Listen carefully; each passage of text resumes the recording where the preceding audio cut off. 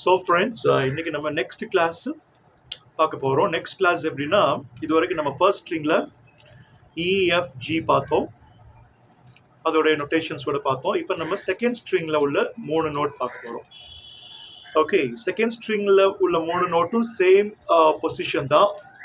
First open ஸ்ட்ரிங்கை வாசிக்கணும். Second இந்த first Fred சொல்லி கொடுத்தேன் இல்லையா, ஃபர்ஸ்ட் ஃப்ரெட்ல இப்படி ப்ரெஸ் பண்ணி வாசிக்கணும். அப்புறம் தேர்ட் ஃப்ரெட்ல ப்ரெஸ் பண்ணி இந்த 3 நோட்டையும் வாசிக்க போறோம். இந்த ஓப்பன் ஸ்ட்ரிங்கா நீங்க வாசிக்கிற நோட்டுக்கு பேரு பி.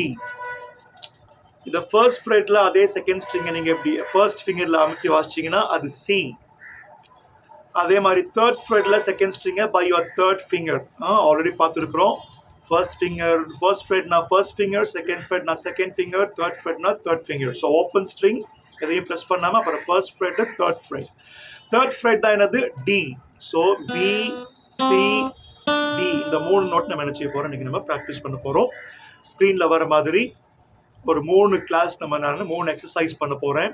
அதில் ஃபர்ஸ்ட் எப்பயும் போல ஹோல் நோட் பார்க்க போறோம், படிச்சிருக்கிறோம், ப்ரீவியஸ் கிளாஸ்ல பார்த்துருக்கலாம். செகண்ட் எல்லாமே ஹாஃப் நோட், எண்டிங் மாத்திரம் ஹோல் நோட்ல வருது. தேர்ட் என்னது எல்லாமே குவார்ட்டர் நோட், எண்டிங் மாத்திரம் ஹோல் நோட்ல அது முடியுது. ஆல்ரைட், இப்போ இந்த பி வந்து நொட்டேஷன்ல எங்க வருது, தேர்ட் லைன்ல. நம்ம ஃபர்ஸ்ட் EFG வந்துட்டு லாஸ்ட் ஸ்பேஸ், லாஸ்ட் லைன். அந்த லாஸ்ட் லைனுக்கு அப்புறம் உள்ள ஒரு ஸ்பேஸ் இல்லை EFGன்னு பார்த்தோம். இப்போ நம்ம தேர்ட் லைன், தேர்ட் ஸ்பேஸ், அப்புறம் ஃபோர்த் லைன் பார்க்கணும். தேர்ட் லைன் வந்துட்டு பி, தேர்ட் ஸ்பேஸ் வந்துட்டு சி, அப்புறம் ஃபோர்த் லைன் வந்துட்டு டி.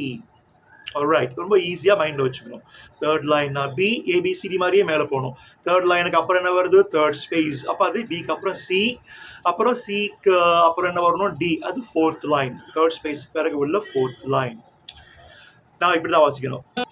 தேர்ட் லைன் பார்க்கும் பொழுது தேர்ட் லைனில் நோட் இருந்துச்சுன்னா நீங்கள் இந்த ஓப்பன் ஸ்ட்ரிங்கை வாசிக்கணும் பி. தேர்ட் ஸ்பேஸில் நோட் இருந்துச்சுன்னா இந்த ஃபர்ஸ்ட் ஃப்ரெட்ல ஃபர்ஸ்ட் ஃபிங்கரில் அமுத்தி, எல்லாமே செகண்ட் ஸ்ட்ரிங் பார்த்துட்டு இருக்கிறோம்.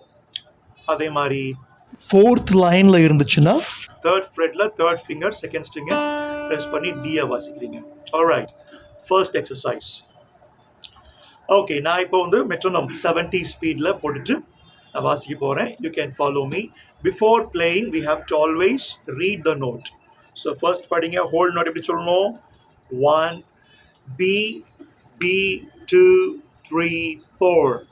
அதுக்கப்புறம் C2 3 4, திரும்ப D2 3 4, திரும்ப C2 3 4, அப்புறம் ending B2 3 4.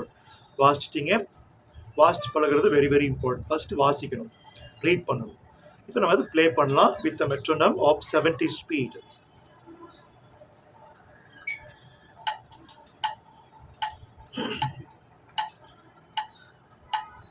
One, two, 1 2 3 start.